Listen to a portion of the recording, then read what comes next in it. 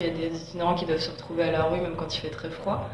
Et c'est vrai quand on se balade en Québec, on n'en voit jamais. Est-ce que ça veut dire qu'il n'y a pas de personnes qui meurent de froid ou que... Non, ça veut dire qu'ils ont beaucoup de cachettes.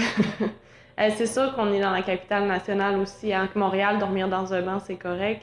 À Québec, c'est pas possible. Là, donc, c'est sûr que les, nos gens là, sans domicile fixe ici à Québec vont se cacher beaucoup plus pour éviter justement des amendes ou de se faire sortir.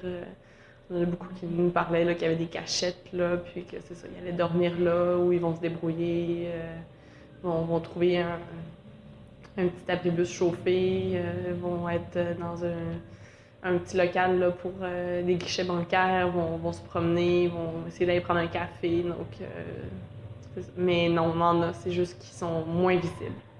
L'itinérance est caché chez les femmes. Donc, les femmes vont être capables souvent de rebondir un peu là, d'un domicile à un nouveau conjoint.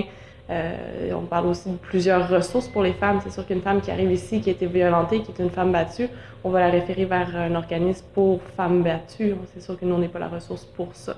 Mais c'est sûr que chez l'itinérance des femmes, on parle d'itinérance cachée. Les femmes vont rester très longtemps en situation d'itinérance, mais c'est pas qu'il y en a plus. C'est pas qu'il y en a moins. C'est simplement que c'est ça, c'est plus caché.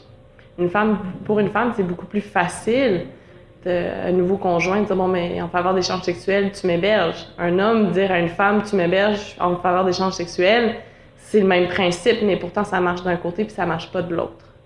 Donc, c'est sûr que les femmes arrivent souvent à se débrouiller un peu plus longtemps.